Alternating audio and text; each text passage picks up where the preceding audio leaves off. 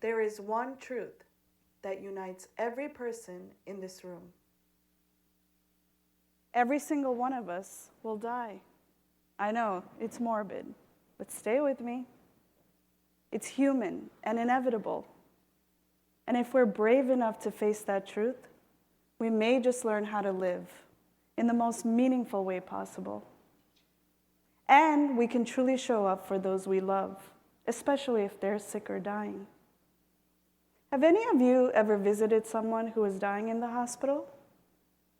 You walk into a white-lit room, a ton of your family is there, no one is talking, you just sit there, you may not know what to do. It's super awkward and sad. Frankly, it sucks. Then the kid sitting next to you asks you, is she gonna die? This question carries a weight I wasn't prepared to hear or answer, yet it's a question we may all face from a loved one, a patient, and one day ourselves. When we see our loved ones facing illness or death, we are reminded of our own mortality. Now, I'm a doctor who practices palliative medicine at Johns Hopkins, and I've seen too many examples where people struggle with what it means to have a good death. But more on this later. While it's absolutely normal to feel scared, the good news is there are things that we can do to provide our loved ones with dignity and support. Now, I'm going to share an example, a common story that I encounter about a woman. Let's call her Sarah. Sarah was a mom in her early 60s with terminal cancer. She only had weeks to live. She was so angry that she hadn't spoken with her daughters for years. And because of the fractured relationship and lack of effort on both sides, Sarah and her daughters grew apart. In fact, the only reason that her daughters knew she was in the hospital was because the social worker called to inform them. Once they heard the news, they came right away. Of course, they wanted to be there. Now, I understand the weight of that desire. When I was a child, I wasn't told when my father died overseas, and I didn't get the chance to say goodbye. I saw how this small act by the hospital social worker gave Sarah and her daughters the opportunity to reconnect. Amazing. Now, Sarah knew her body better than anyone. She knew she was on her deathbed. First, she lost the ability to walk, then to talk, then to swallow, then to eventually stay awake. Losing the ability to eat was actually far more distressing for her daughters than for Sarah. I shared with them that this isn't her body giving up, but the body's needs that naturally shift as it lets go. And it was hard for them to accept, but eventually they realized it is part of the dying process.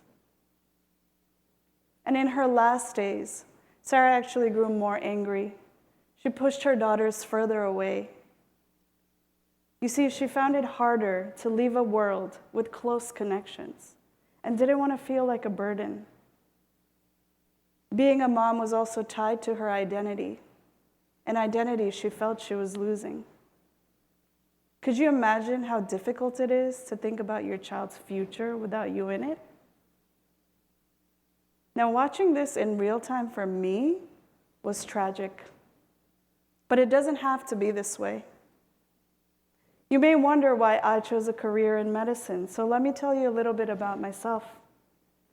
My mother emigrated to this country and raised me by herself, working in blue-collar jobs while also attending school.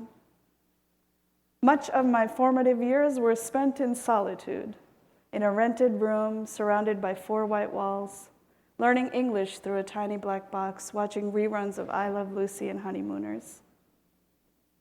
When I was 7, I was actually hit by a car while crossing the street, and I found myself surrounded by 4 white walls again, this time at a hospital, but for the first time, feeling seen, cared for by staff. While I was close to facing death, I found myself a second home. And this traumatic event led me to my career today. My story is not unique. I know because I practice palliative medicine, a field that humanizes medicine and brings patients' stories to the forefront instead of just their disease or the barcode that's scanned on their wrist.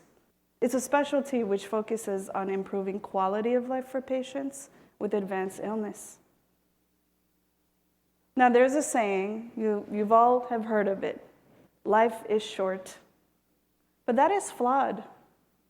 Life is, in fact, our most prolonged experience. And while time is measured in minutes, life may be quantified in moments, a first kiss, graduation, and even until the last moments, dying.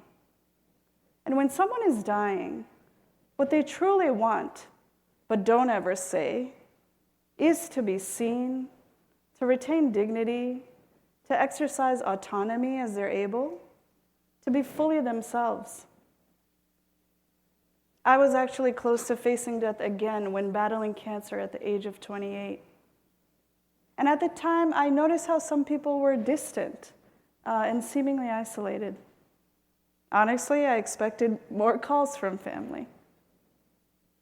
But now I know it's a coping mechanism, likely from self-preservation, stemming from fear and uncertainty in how to provide support.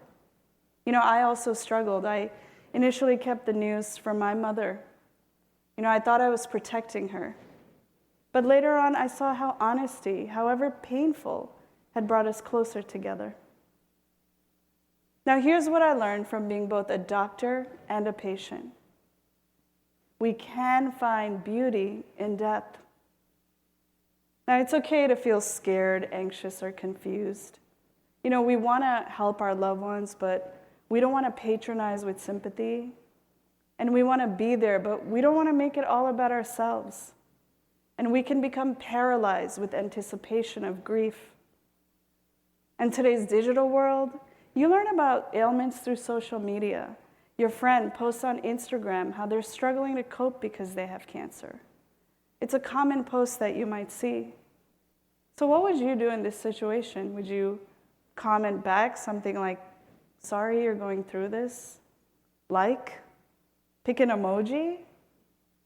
Message? Send flowers, chocolates? They're dying anyways, might as well splurge. Pay a visit? Or just scroll on by? Do nothing. It's okay if you don't know. We often make it harder for ourselves and the afflicted person that we love. But here's the thing. Talking about death doesn't hasten it. Facing it can help heal and give courage to live. I learned these lessons firsthand, and I want to show you the beauty in dying and how to get there, and also how you can support a loved one who's going through this. Now, first is to provide your full focus and attention with presence. Time is not our currency. Attention is, especially when we recognize the finality of time. Sarah shared with me something profound. She said when time is short, one good day carries more value than one terrible week. You don't have to be the most empathetic person there. You don't even have to have the right words to say. It's about showing up meaningfully. Share a picture, their favorite song, a keepsake between the two of you, to let them know that they counted and meant something in this lifetime.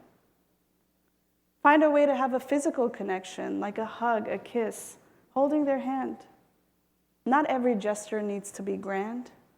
In grief, even the smallest presence can carry infinite weight.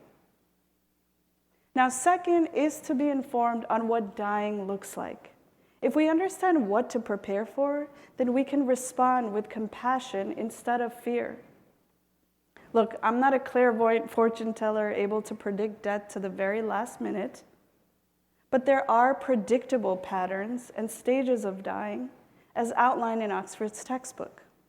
We monitor breathing patterns, energy levels, wakefulness, and all that tends to slow down with time, even in the course of weeks. Remember Sarah? She lost abilities one by one on her path to death. And her daughters felt unprepared, so they really struggled. In truth, it helps to have real conversations with your loved ones.